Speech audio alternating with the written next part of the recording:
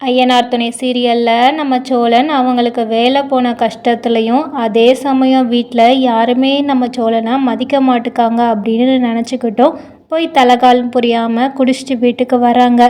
அந்நேரம் எல்லாருமே தூங்கிட்டு இருக்கும்போது நம்ம சோழன் வந்து பார்த்ததுமே தம்பிங்க எல்லாரும் வெளியில் தூங்கினதை பார்த்துட்டு இவனவ வேற அவளை அண்ணி தங்கச்சின்னு சொல்லிட்டே மாற்றிடுவாங்க போலுக்கு அப்படின்னு புலம்பிக்கிட்டே நம்ம நிலா ரூமுக்கு போகிறாங்க. அப்படி நிலா ரூமுக்கு போனதுமே அங்கே நிலா நிம்மதியாக தூங்கிட்டு இருக்காங்க. இதை பார்த்துட்டு ஏன் நிம்மதியெல்லாம் கெடுத்துட்டு நீ தூங்கிட்டு இருக்கிறியா? நீ என்னைக்கு தான் என்னைய புருஷனாக நினைக்க போகிற? புருஷனா விடு, ஒரு மனுஷனா கூட மதிக்க மாட்டேக்கேன்னு சொல்லிட்டு அவங்க புலம்பிக்கிட்டே நிலா பக்கத்தில் படுக்கிறாங்க. நிலாவுக்கு அவங்க பக்கத்தில் யாரோ இருக்கிற மாதிரி தெரிஞ்சதுமே ரொம்பவே பதறி போய் எந்திரிச்சு பார்க்குறாங்க. அங்கே சோழன் இருந்தவனே, ஆமாம் நீங்கள் எதுக்கு உள்ளே வந்தீங்கன்னு சொல்லி சத்தம் போடுறாங்க. இதை கேட்டதுமே சோழன், நான் உனக்கு தாலி கட்டின புருஷன் தானே, என்னமோ வேற யார் ரூமுக்குள்ளே நான் போன மாதிரி இந்த கத்துற அப்படின்னு சொல்கிறாங்க. சோழன் சுத்தமாக நிதானத்திலே இல்லை, தலகால் புரியாமல் குடிச்சிட்டு வந்து ரொம்பவே ஓவராக பேசுகிறாங்க. இதை கேட்டதுமே நிலா, நீங்கள் தயவு செஞ்சு வெளியில் போங்கன்னு சொல்கிறாங்க. நான் எதுக்கு வெளியில் போகணும்? நான் இனிமேல் எப்போதுமே இங்கே தான் தூங்குவேன் அப்படின்னு நம்ம சோழன் சொல்கிறாங்க. அதுக்கு நிலாவோ, இப்போ நீங்கள் வெளியில் போகிறீங்களா இல்லை எல்லாரையுமே சத்தம் போட்டு கூப்பிடட்டுமா அப்படிங்கிறாங்க. உடனே நம்ம சோழன் சொல்கிறாங்க, கூப்பிடுங்க, என்ன கூப்பிட்டா எல்லாருமே உங்களுக்கு தான் சப்போர்ட் பண்ணுவாங்க, என் பக்கம் எவன் நிற்க போகிறான்? நான் உண்மையை சொன்னாலுமே யாரும் நம்பவும் மாட்டுக்காங்க. ஏங்க, என் மேலே என்னதாங்க தப்பு? நான் உங்ககிட்ட வரவே விட மாட்டேங்கிறீங்க, ஒரு வண்டி ஓட்ட சொல்லித்தரேன்னே அதுக்கே என்னைய வந்து நீங்கள் கற்றுக் கொடுக்கக்கூடாதுன்னு சொல்கிறீங்க அப்படின்னு ஒன்றா நம்ம சோழன் புலம்புறாங்க. உங்களை அந்த கல்யாணத்துல இருந்து நான் காப்பாற்றி தானே கூட்டிகிட்டு வந்தேன், அந்த நன்றி உங்களுக்கு கொஞ்சமாச்சும் இருக்குதா? இது வரைக்கும் என்கிட்ட நல்ல விதமாக நடந்துக்கிடுதீங்களா? என் தம்பி பல்லவன் கிட்ட, பாண்டியன் கிட்ட, அதுக்கப்புறம் அண்ணன் சேரன் கிட்ட எல்லாருக்கிட்டையுமே நல்ல விதமாக தான் அமைதியாக தான் பேசுகிறீங்க. என்கிட்ட மட்டும்னா எரிஞ்சு எரிஞ்சு விழுறீங்க, கிட்ட கூட வரவிட மாட்டேங்கிறீங்கன்னு சொல்லிட்டு சோழன் எல்லாத்தையுமே புலம்புறாங்க. இதை கேட்டதுமே நிலா, நீங்கள் இப்போ சரியில்லை, தயவு செஞ்சு வெளியில் போங்கன்னு சொல்லி சொல்கிறாங்க. இருந்தாலுமே சோழன் அந்த கட்டில் விட்டு எந்திக்காமல் நான் இங்கே தான் இன்றைக்கி தூங்குவேன்னு சொல்லிட்டு படுக்க ஆரம்பிக்கிறாங்க. அது மட்டும் இல்லாமல் நிலாவையும் நீங்களும் வந்து படுங்கன்னு சொல்லிட்டு கையை பிடிக்கிறாங்க. இதை பார்த்ததுமே நிலாவுக்கு ரொம்பவே கோபம் வருது. இப்படி 2 பேரும் சண்டை போட்டுக்கிட்டு இருக்கும்போது அந்த சத்தம் கேட்டு சேரனன் எல்லாருமே எந்திக்கிறாங்க.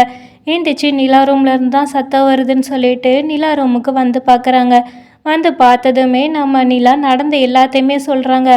அது மட்டும் இல்லாமல் சோழன் கொஞ்சம் கூட நிதானத்தில் இல்லாததை எல்லாருமே கவனிக்கிறாங்க. பாண்டியன், பல்லவன், அதுக்கப்புறம் சேரன் எல்லாருக்குமே கோபம் வருது நம்ம சோழன் மேலே. இப்படி அவங்க கொஞ்சம் இவனை நல்ல விதமாக நினச்சா கூட இவன் அதை கெடுக்கிற மாதிரி தான் இந்த மாதிரி குடிச்சிட்டு வந்து நிற்கிறானேன்னு சொல்லிட்டு எல்லாருமே வருத்தப்படுறாங்க. சேரனை பார்த்து சோழன் சொல்கிறாங்க, நீ வந்துட்டியா? நீ வந்துட்டா இனிமேல் தங்கச்சிக்கு தான் சப்போர்ட் பண்ணுவேன். உன் கூட பிறந்தவன் தானே நான், என்னைக்காவது நீ இந்த மாதிரி பாசமாவோ இந்த மாதிரி அக்கறையாவோ நடந்துக்கிடுதியா? ஆனால் நிலாவுக்கு மட்டும் பார்த்து பார்த்து பண்ணுற.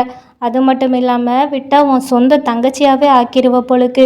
எனக்கு அவள் பொண்டாட்டி, அதை ஃபஸ்ட்டு கொஞ்சம் எல்லாருமே நினைவு வச்சுக்கோங்க. நிலா தான் கூப்பிட தெரியாமல் ஏதோ கூப்பிடுறான்னா நீயும் கூட பிறந்த தங்கச்சியாகவே மாற்றிட்ட. நீ தயவு செஞ்சு இனிமேல் தங்கச்சின்னு நினைக்காத அப்படின்னு சொல்லிட்டு எல்லாத்தையுமே புலம்புறாங்க. இதை கேட்டதுமே நிலாவுக்கு ரொம்பவே கஷ்டமாயிடுது. சோழன் மனசில் இவ்வளோ பெரிய எண்ணங்கள் இருக்குதா அப்படின்னு சொல்லிட்டு சோழனை எப்படியாவது அமைதி பண்ணி வெளியில் கூட்டிகிட்டு போகணுன்னு சொல்லிட்டு தான் பாண்டியன், பல்லவன் எல்லாருமே நினைக்கிறாங்க. ஆனால் சோழன் கொஞ்சம் கூட அடங்குற மாதிரி இல்லை. அதுக்கு அடுத்தபடியாக போய் நான் நிலாவை கல்யாணம் பண்ணிக்கிட்டேன், அதனால் நான் இனிமேல் நிலா ரூமில் தான் வாழுவேன், நிலா கூடவே தான் இருப்பேன் அப்படிங்கிற மாதிரி சொல்கிறாங்க. இதை கேட்டதுமே எல்லாருக்குமே ஷாக் ஆகுது, நிலாவுக்குமே அதுக்கு மேலே ஷாக் ஆகுது. இப்படி எல்லாரும் பேசிக்கிட்டு இருக்கும்போது நம்ம சோழன் போதையில் நிலாவோட கையை பிடிச்சிட்டு, நாங்கள் தூங்க போகிறோம், நாங்கள் இனிமேல் இங்கே தான் தூங்குவோம், நீங்கள் கிளம்பி போங்கன்னு சொல்லிட்டு சோழன் நிலா கையை பிடிக்கிறாங்க. இதை பார்த்ததுமே நிலாவுக்கு என்ன செய்கிறதுனே தெரியாமல் இருக்குது. அதை புரிஞ்சுக்கிட்டு சேரன், நீ தயவு செஞ்சு கையெடுன்னு சொல்லி தடுக்கிறாங்க. இதை பார்த்ததும் சோழன், நான் கட்டிட்டு வந்த பொண்டாட்டி, அப்படி இருக்கும்போது என் கையை நீ எப்படி பிடிப்பன்னு சொல்லிட்டு சேரனன் கையை தட்டி விடுறாங்க. இதை பார்த்ததுமே பல்லவனுக்கு பொறுக்க முடியலை. ஒரு பக்கம் நமக்கு பிடிச்ச அண்ணியும் இன்னொரு பக்கம் அண்ணனையும் இந்த மாதிரி கஷ்டப்படுத்துறாங்களேன்னு சொல்லிட்டு நம்ம பல்லவனால் பொறுக்க முடியாமல் நம்ம சோழனை அடிச்சிருந்தாங்க. இதை பார்த்ததும் சோழன், சின்ன பையன் நீ என்னை அடிச்சிட்டியான்னு சொல்லிட்டு ரொம்பவே சண்டை போடுறாங்க. இதை பார்த்ததும் நிலா, எல்லாருமே இங்கே இருங்க, என்னால் இதுக்கு மேலே இங்கே பொறுத்துக்கிட்டு இருக்க முடியாது, நான் இங்கே தனியாக ஹாஸ்டல் பார்த்து போயிடுறேன்னு சொல்லிட்டு நிலா வீட்டை விட்டு கிளம்புறதுக்கு போகிறாங்க. இதை பார்த்ததுமே சேரண்ணன் பாண்டியன் எல்லாருமே, நீ தயவு செஞ்சு வெளியில் போகக்கூடாதுமா, நீ உள்ளே போன்னு சொல்லிட்டு நம்ம சேரண்ணன் நிலாவை உள்ளே அனுப்புகிறாங்க. நிலாவுமே, இல்லைண்ணே, இதுக்கு மேலே இங்கே இருந்தால் அது சரிப்பட்டு வராதுன்னு தோணுது, நான் அதனால் தனியாக போகிறேன்னு சொல்கிறாங்க. இதை கேட்டதுமே சேரனன், தனியாக போக வேண்டியது நீ இல்லாமான்னு சொல்லிட்டு சேரனை வெளியில் தரன்னு இழுத்துட்டு வராங்க. இழுத்துட்டு வந்து, நீ இப்போ பண்ணதெல்லாமே உனக்கு நியாயமாக தோணுதா? எதுக்கு அந்த பொண்ணை இந்த மாதிரி கஷ்டப்படுத்திக்கிட்டு இருக்க? நீ தானே கூப்பிட்டு வந்த நல்லா இருக்கணும்னு சொல்லிட்டு, ஆனால் அந்த பொண்ணை ஒவ்வொரு நிமிஷமும் நீ கஷ்டப்படுத்திக்கிட்டு இருக்கன்னு சொல்லிட்டு நம்ம சோழனை அடிக்கிறாங்க. அடித்தது மட்டும் இல்லாமல் இந்த வீட்டிலேருந்தே நீ போன்னு சொல்லிட்டு நம்ம பாண்டியன், பல்லவன், சேரனன் எல்லாருமே சேர்ந்து சோழனை வீட்டிலேருந்து அனுப்புகிறாங்க. நல்லா இருக்குன்னே நியாயம், அவளை நீ தங்கச்சி என்ப, ஆனால் கூட பிறந்த தம்பியா இந்த மாதிரி நீ பண்ணுவியா அப்படின்னு சொல்கிறாங்க. இதை கேட்டதுமே பல்லவன், நீ பண்ணதெல்லாமே நியாயமானே, நீ ஒழுங்காக பேசு, எப்படிலாம் நீ நடந்துக்கிட்ட, அப்படி இருக்கும்போது உன்னை இவ்வளோ தூரம் நாங்கள் நிற்க வச்சு பேசுகிறதே பெருசு, நீ தயவு செஞ்சு வீட்டிலேருந்து வெளியில் போன்னு சொல்லிட்டு நம்ம பல்லவன் கூட சொல்ல தான் செய்கிறாங்க. இதை கேட்டதுமே நம்ம சோழனுக்கு ரொம்பவே மனசு கஷ்டமாக போயிடுது. பாண்டியனுக்குமே ரொம்பவே உச்சக்கட்ட கோபமாக இருக்குது நம்ம சோழன் மேலே. ஏன்னா கொஞ்ச நேரத்துக்கு முன்னாடி சாப்பிட்டுக்கிட்டு இருக்கும்போது தான் நைட்டு நிலா சொல்லியிருப்பாங்க சோழன் வரலையான்னு சொல்லி நல்லபடியாக விசாரிச்சிருப்பாங்க. அப்போ கூட பாண்டியன் அவன் கொஞ்சம் லேட்டாக வருவான்னு சொல்லியிருப்பாங்க.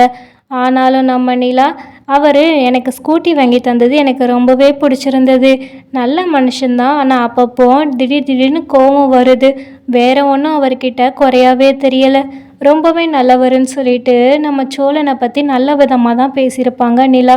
ஆனால் அப்படி நினச்ச நினப்பெல்லாம் பொய்ங்கிற மாதிரி நம்ம சோழன் ரொம்பவே கேவலமாக நடந்துக்கிட்டாங்க. இதனால் நிலா ரொம்பவே கோவப்படுறாங்க நம்ம சோழன் மேலே. அவங்க ரொம்பவே அழுதுகிட்டு இருக்காங்க ரூமில். வெளியில் நம்ம சோழனை எல்லாருமே சேர்ந்து அடித்து வீட்டை விட்டு வெளியில் பத்துறாங்க.